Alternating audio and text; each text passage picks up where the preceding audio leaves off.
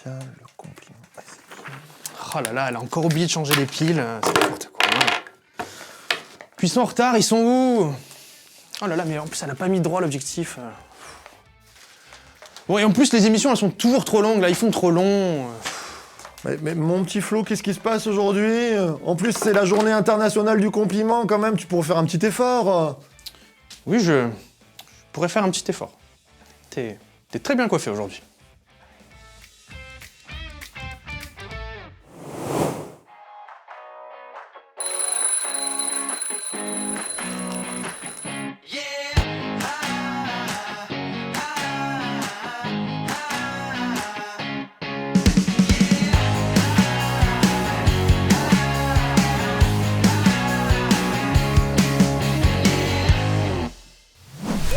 Jesus Coffee, bon matin. Ça va? Eh ben écoute, c'est bien, là on est dans les semaines des premières, je crois que c'est la première fois que je me retrouve qu'avec toi au Jesus Coffee, il me semble. Faudra vérifier, mais je crois pas qu'on en a fait ensemble. Oui. Mais seuls tous les deux, il y avait toujours Marc ou Cathy. Et là, Eh ben on est tous les deux. c'est une première, écoute, Voilà. c'est très bien. Pour ceux qui nous connaissent pas, c'est mon mari. Non mais c'est vrai. C'est ça, tu fais bien de le Parce que préciser. des fois, oulala, c'est un peu bizarre. Non, on est mariés depuis longtemps. Voilà. Alors oui, qu'est-ce qu'on parle de quoi aujourd'hui? Je sais plus. Eh ben on est sur quel livre? Ah mais oui. Moi je confonds toutes les semaines, je me prends les pieds dans le tapis. C'est Je beau parle aujourd'hui, mon mari. de Jonas alors qu'on n'en y est pas encore, ou d'Amos alors que c'est Joël, enfin bref. Non, aujourd'hui c'est Abdias. Donc Obed, hein, vous vous souvenez ce qu'on a dit hier, les mots bizarres comme traduction, on sait que ça veut dire serviteur de l'Éternel, donc c'est un serviteur de l'Éternel qui nous a laissé cette prophétie, cette parole qui nous parle encore aujourd'hui parce qu'effectivement ça nous parle, pourquoi? Parce que ça parle au peuple païen, au peuple on va dire qui ne sont pas Israël, mais ça nous parle aussi à nous parce que on peut avoir autour de nous l'humanité. Quoi. Oui, en fait c'est ça, le sens des mots d'Abdias et dans la prophétie, c'est super intéressant parce que ça parle des Édomites et c'est vrai que le parallèle entre Édom et la racine du mot Édom et la racine du mot Adam qui est l'humanité, ça nous ramène à ce sens des mots qui était un sens caché et qui se révèle très très intéressant. Très du coup, par rapport à la prophétie. Donc on a pas mal de perles à vous dire, notamment à ce livre-là qui est décomposé en deux grandes parties. La première partie, c'est vraiment une prophétie qui est faite contre Édom. Et la deuxième partie, ça tourne, c'est comme si d'un coup, il y a une page qui se tourne, on ne comprend pas trop pourquoi, mais là, d'un coup, la prophétie, c'est toutes les nations. Donc, qu'est-ce qui se passe? Alors, Édom, on parle d'Adam, il y a un gros jugement, j'ai pas envie de dire malédiction, c'est plutôt un jugement. Édom, qu'est-ce qu'il a fait? On est au courant, hein, on en a parlé hier. On sait que Édom, en fait, c'est les descendants d'Ésaü, où il y avait une grosse rivalité avec Israël. Et donc du coup, il méprise son frère, il se moque de son frère, même quand il est en péril, il est toujours en train de l'attaquer, de se moquer de lui, de lui dire bien fait, en gros. Et en fait, d'où vient le jugement et qui ensuite part sur un jugement contre les nations également. C'est ça, c'est vraiment ce jugement-là qui se porte sur quelque part, pas quelque part, mais c'est sur la descendance d'Ésaü. Que je peux à la limite comprendre parce que Ésaü se sent spolié et je pense que la descendance, le peuple se sent spolié et on voit que Dieu leur reproche d'avoir participé avec les Babyloniens à la destruction un peu de Jérusalem mais quelque ils ont part, pillé les richesses, n'oubliez pas. Oui, ils ont quand même fait énormément de mal par orgueil, par vengeance, par arrogance. Je veux dire, ce qui peut être... des fois, je les comprends. On n'en a pas parlé tout à l'heure, mais je les comprends. On en parlait avec Jean-Pierre. C'est-à-dire que Ésaü, pour lui, culturellement, c'était lui l'aîné. C'est-à-dire que... Mais si on regarde la nature, c'est vrai que celui qui arrive en deuxième, c'est-à-dire Jacob, qui naît le deuxième, en vrai, naturellement, c'est celui qui a été créé en premier. Donc ça serait lui l'aîné. Quelque part, il y a une justice aussi du fait que Jacob récupère la manière, après on peut en parler, mais Jacob récupère son droit d'aînesse. Au niveau génétique, c'est intéressant ce que tu dis parce que c'est le deuxième qui sort. C'est ça, ça remet quand même en place. Dieu a remis quand même en place. Et je comprends quand même Ésaü qui, lui, culturellement, se retrouvait l'aîné et qui ne l'est plus. Mais ça, je pense que c'est une volonté de Dieu. Son peuple ne le voilà, ne le comprend pas et ça se perpétue quand même. Et on voit qu'ils font du mal, à Israël. Il y a vraiment une colère. Et puis, même quand alors ils habitent dans des grottes, ils sont en hauteur. D'ailleurs, on le voit vraiment dans le texte, quand vous le lisez bien, on voit qu'à un moment donné, il y a de l'arrogance quand il leur parle. Et Dieu leur dit, non, mais je vais vous faire descendre de votre poney parce que ça va pas le faire à un moment donné, quoi. Parle pas de poney, mais parle d'étoiles, tellement ils se sentent supérieurs. Non, c'est une expression. Je vais te faire descendre de ton poney. Mais c'est vrai qu'il y a quand même une culpabilité.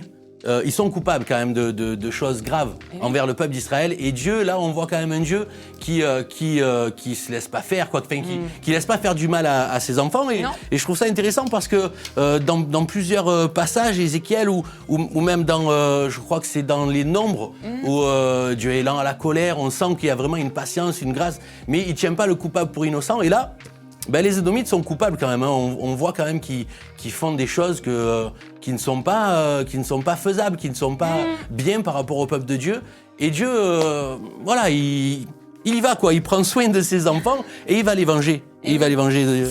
Alors moi, ça me fait penser, parce qu'on parlait d'Adam tout à l'heure, donc Édom, Adam, ça nous fait un peu ce parallèle avec notre vieil homme, en fait. On a tous en nous cette espèce de vieil homme qui est là et qui est jaloux et qui est en rivalité avec son frère et qui en veut. Et en fait, ça, même dans l'Église, c'est très, très embêtant d'avoir ce genre de rivalité, ou en tout cas de laisser ce vieil Adam encore en nous. Après, Alex, pardon, mais ça, je pense qu'ils en parleront, mieux. Je pense qu'il va y avoir une section. Moi, je suis pas sûre. Tu crois ? Oui, je suis pas sûre. Donc du coup, c'est pour ça que j'en parle un petit peu. Mais ils en reparleront demain encore, c'est je pense que demain, c'est pas grave. Je pense que demain, ils élargiront le spectre de Abdias, qui est le livre court, mais quand même très intense. Mais c'est quand même une grosse pépite de parler d'Adam. Ah oui, non, c'est sûr. D'accord. Non, c'est sûr que le vieil homme, le rapport... Ah bah oui, le vieil homme, voilà. Et puis après dans l'écho néo-testamentaire, on peut parler de Romains 9, où il dit j'ai aimé Jacob et j'ai détesté Ésaü. Mais bon, voilà, on a toujours cette dualité en nous, et je pense que la rivalité, elle est très embêtante. Après, ce qui est frappant aussi dans Abdias, c'est que quand même Dieu, là, juge un peuple qui n'est pas le sien. Oui. Et ça, c'est quand même intéressant. On en a parlé un petit peu hier. Ah, vous en avez parlé hier ? Non, mais on n'en a pas parlé longtemps. Moi, je trouve que c'est super intéressant parce que c'est le Dieu souverain, c'est le Dieu de tout le monde. C'est-à-dire que de ceux qui croient et de ceux qui ne croient pas. C'est-à-dire que c'est vraiment le Dieu créateur de l'humanité. Et là, il se permet quand même de juger. Il y en a souvent, des fois, on pense qu'ils sont hors jugement parce que ils appartiennent pas à Dieu et puis ils se sentent quand même dans une impunité, comme un peu les Édonites. Ils se sentent supérieurs, tout ça. Mais quand même, on voit que ce Dieu-là est le Dieu de l'humanité.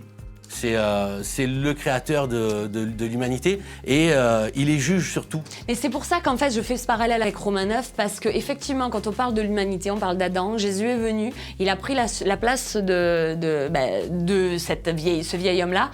Et ensuite, quand vous lisez Romains 9, il dit c'est le Dieu de toute grâce et il fait grâce à qui il veut, à qui se repent en fait, parce qu'on comprend pas trop pourquoi est-ce que Dieu a aimé Jacob et détesté Ésaü. Il y a plein de questions comme ça.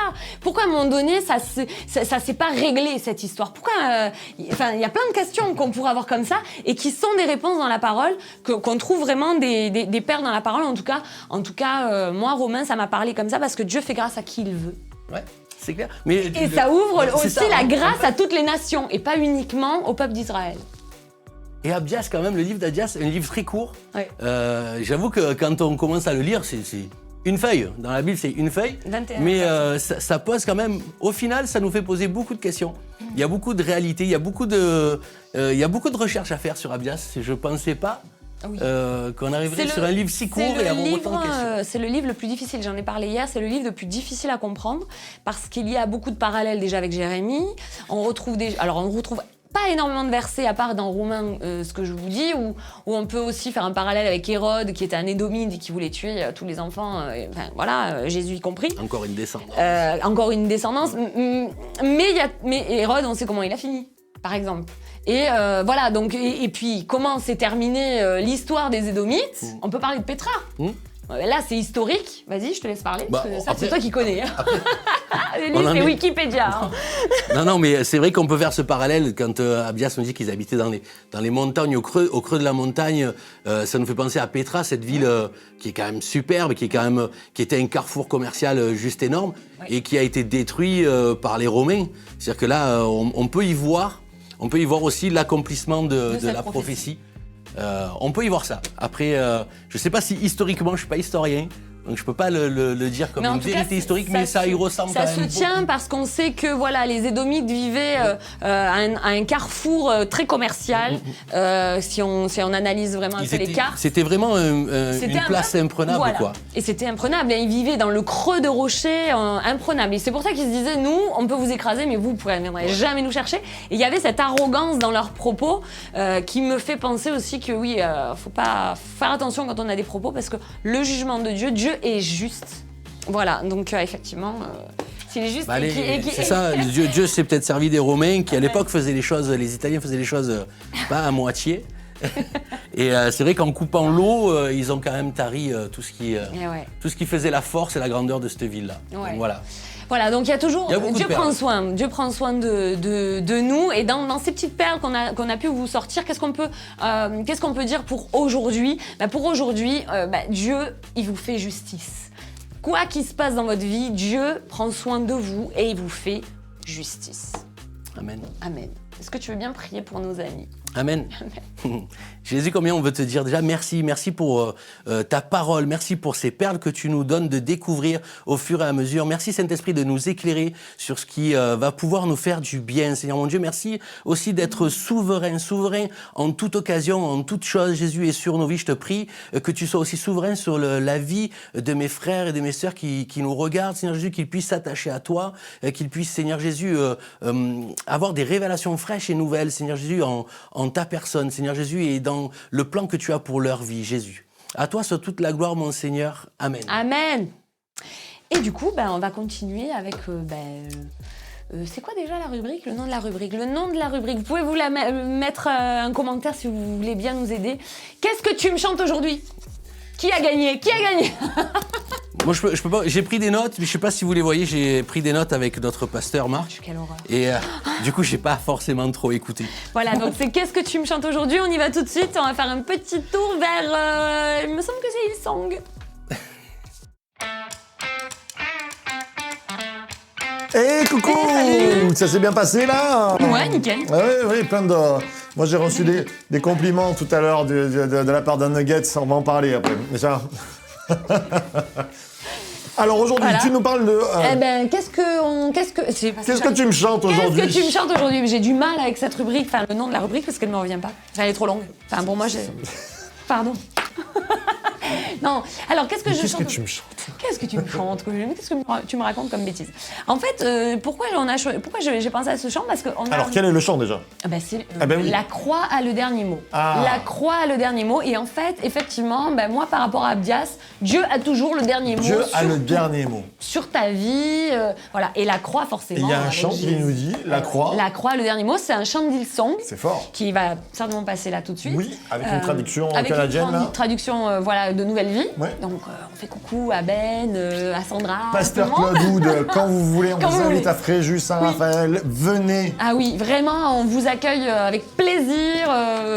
Je dis à toutes les émissions vraiment. devraient le faire. Un jour, il va tomber dessus, il va dire mais c'est pas possible. Ça, moi j'y vais. Voilà. Mais franchement, ce serait bien qu'il vienne. Alors ce chant. Donc ce chant, la croix, le dernier mot. Pour moi, on l'a découvert dans une période un peu compliquée en 2016, et on a commencé à le chanter. Et c'est toujours un chant de proclamation et d'espérance. Donc, quels que soient les moments difficiles par lesquels on passe, quelles que soient les montagnes qui sont compliquées, la croix, le dernier mot, la croix, le dernier mot sur l'ennemi, la croix, le dernier mot sur la maladie, la croix a toujours le dernier mot. Moi, je veux le proclamer. Amen. Je vous encourage à le proclamer ce matin. Amen. Amen. La croix a le dernier mot. Eh bien, on se retrouve jeudi. Oui. Jeudi pour continuer Abdias. Et On oui. aura aussi jeudi, on parlera d'un livre Oui. sur l'offense, je crois. Sur l'offense, Ça va oui. être super. Alors rejoignez-nous ce soir déjà pour Bien sûr. N'oubliez pas, parce que les célébrations de réveil le mardi soir, ça dépote. La chapelle de prière, Jeudi ça matin. dépote. Et puis les sources de vie. Et puis source de vie de Serge Survie. Bye bye. Soyez bénis.